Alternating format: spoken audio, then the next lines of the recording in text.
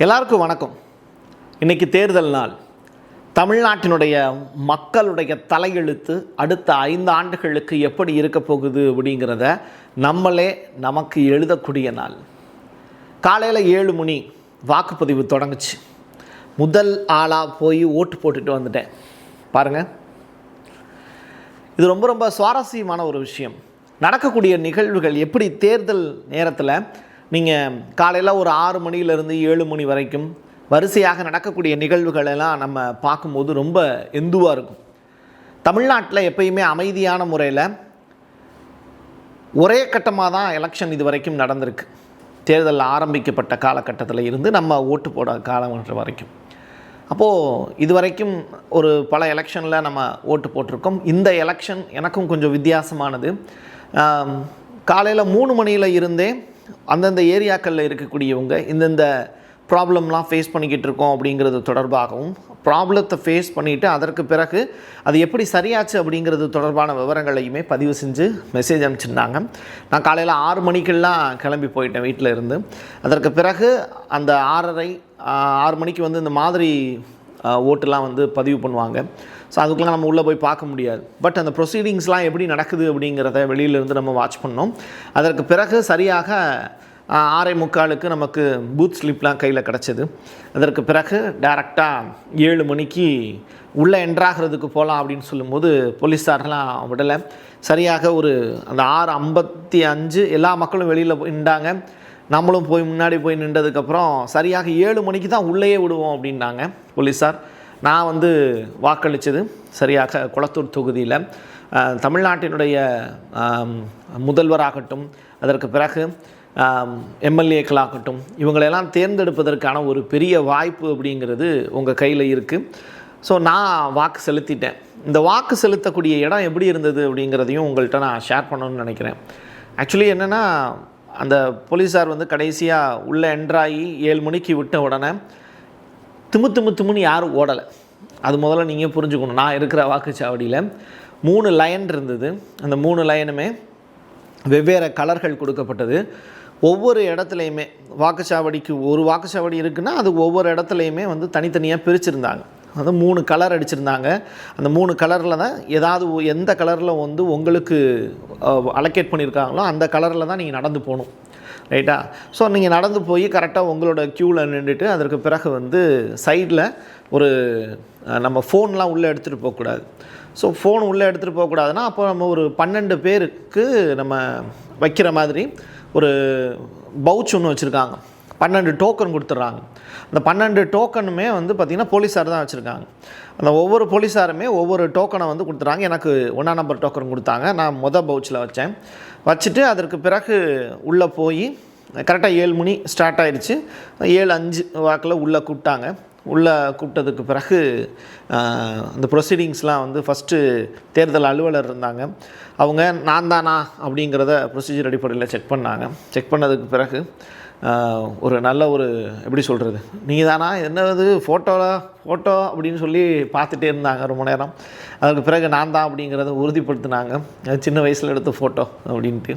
அதற்கு பிறகு இன்னொரு ஆவணமும் கேட்டிருந்தாங்க. அதுக்கப்புறம் அதையும் எடுத்து கொடுத்தேன். பேன் கார்டு, ஆதார் கார்டு எல்லாத்தையும் சேர்த்து வச்சு எடுத்து கொடுத்ததுக்கு பிறகு அந்த இடத்துல இருந்து அடுத்து இந்த மை வைக்கிற இடம் சொல்லுவாங்கள்ல, இந்த மை வைக்கிற இடத்துல அடுத்து இது பண்ணாங்க. இடது கையில் வைக்கணும், வலது கையில் மாற்றி வச்சிடக்கூடாது.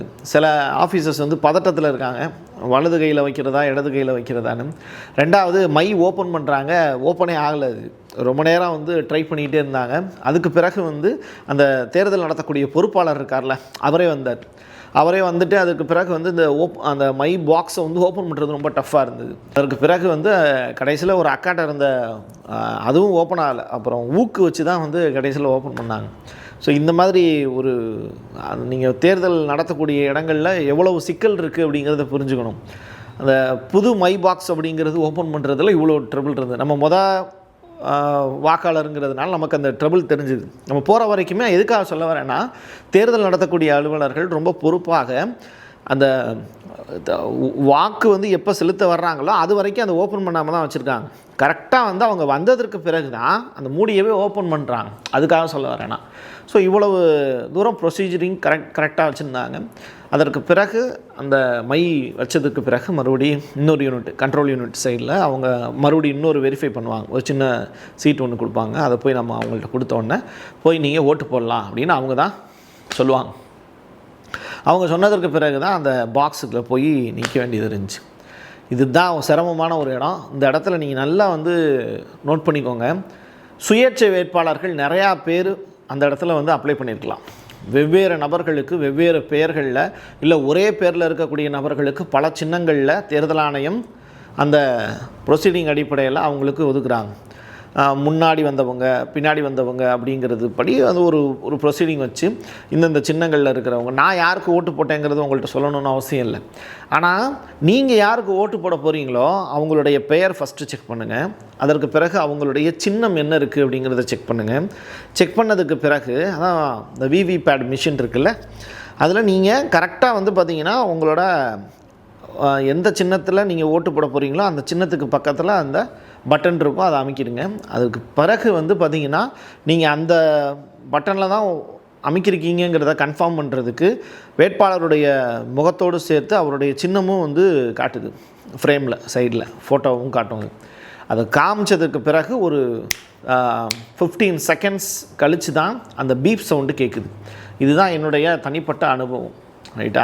ஸோ நீங்களும் வந்து இப்போ வாக்கு செலுத்த போகும்போது இந்த மாதிரி தான் அங்கே நடக்குதா அப்படிங்கிறதையும் நீங்கள் பாருங்கள். அது மட்டும் இல்லை, இப்போ நான் காலையில் முதல் ஆளாக போய் ஓட்டு போட்டு வந்தேன். என்னுடைய பூத்தில் நான் தான் ஃபஸ்ட்டு மெம்பர். எனக்கு குளத்தூர் தொகுதி தான், சரியா? ஸோ மாநகராட்சி பள்ளியில் தான் இருந்தது.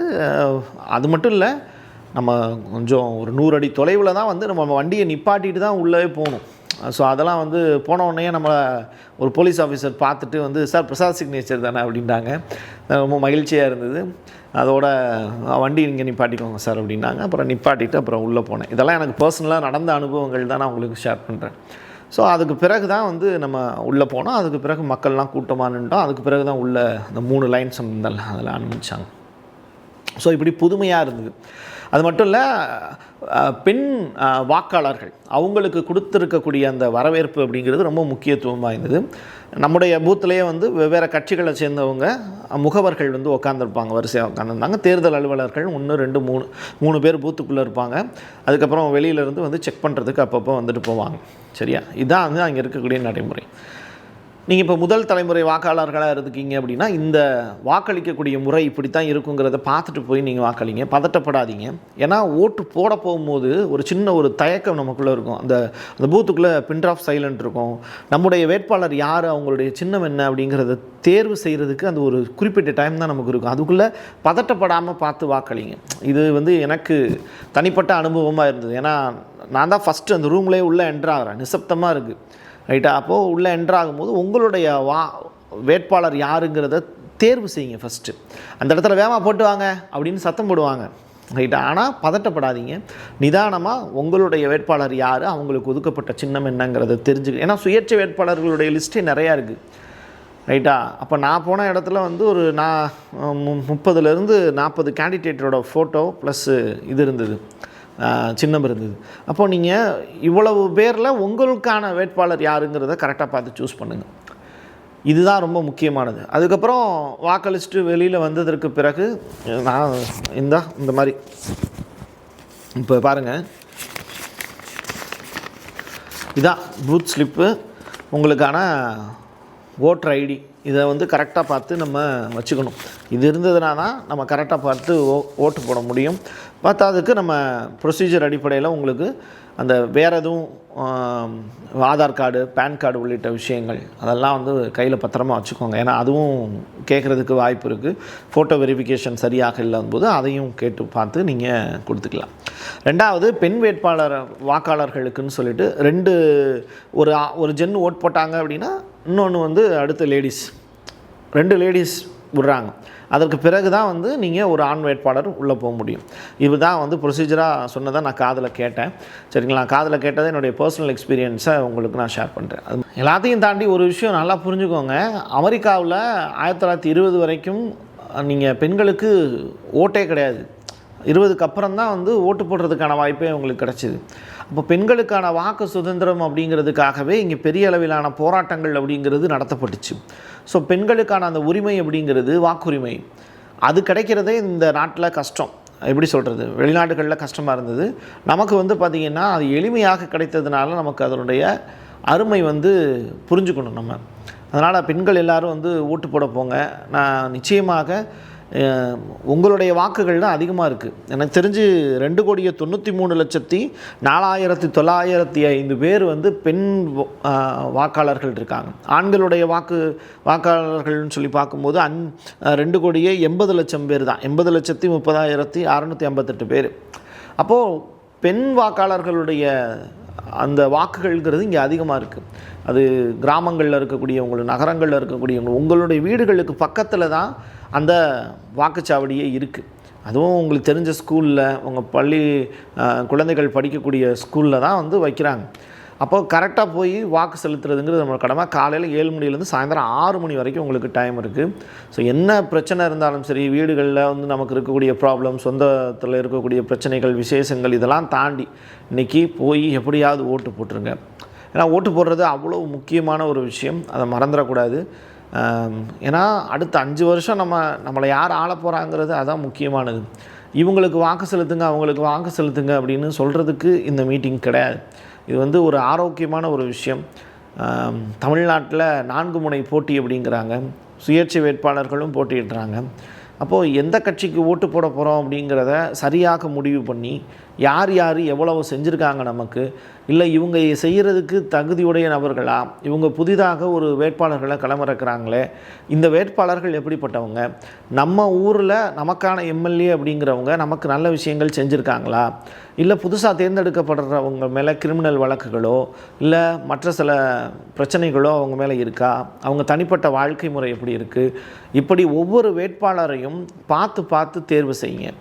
ஏன்னா ஒவ்வொரு வேட்பாளர் 234 தொகுதி இருக்குது. இந்த 234 தொகுதியிலையும் வெவ்வேறு கேண்டிடேட்ஸ் நிற்கிறாங்க. ஒவ்வொரு தொகுதியிலையுமே குறைந்தபட்சம் சுயேட்சை வேட்பாளர்களோடு சேர்த்து 35லேருந்து 40 பேர் களமிறங்குறாங்க. ரைட்டா? அப்போது இவ்வளவு, அது மட்டும் கிடையாது, 4023 வேட்பாளர்கள் களமிறங்குறாங்க மொத்தமாக சேர்த்து. இதில் ஆண்கள் மட்டும் 3579 பேர், பெண்கள் வந்து பெருமன 443 வேட்பாளர்கள் மட்டும்தான் களமிறங்குறாங்க. இது ரொம்ப ரொம்ப முக்கியத்துவம் வாய்ந்தது. அதுவும் ஒரு குறிப்பிட்ட கட்சியை சேர்ந்தவங்களில் பாதி வேட்பாளர்கள் அவங்களே வந்துடுறாங்க. ரைட்டா? பாதி பெண் வேட்பாளர்கள் அந்த கட்சியில் தான் அதிகம். ஸோ அப்படி ஒவ்வொரு கட்சியிலையுமே பெண்களுக்கு கொடுக்கப்படக்கூடிய அங்கீகாரம் அப்படிங்கிறது இங்கே ரேஷியோங்கிறது ரொம்ப கம்மியாக தான் இருக்குது. அது பார்க்கும்போதே தெரியுது. 3579 ஆண்கள் எங்கே, 443 பெண் வேட்பாளர்கள் எங்கே. ரைட்டா? அப்போது இங்கே பெண்கள் வந்து இப்போ தான் சமூகத்தில் வெளியில் வர்றாங்க. ஸோ நீங்கள் ஓட்டு போடுவது அப்படிங்கிறது உங்களுடைய கடமை. இன்றைக்கி நம்ம ஓட்டு போட்டால் மட்டும்தான் நாளைக்கு நம்ம வேட்பாளராக மாறுவதற்கான வாய்ப்பு இருக்குது. சரியா? ஸோ அதனால் மறந்துடாதீங்க.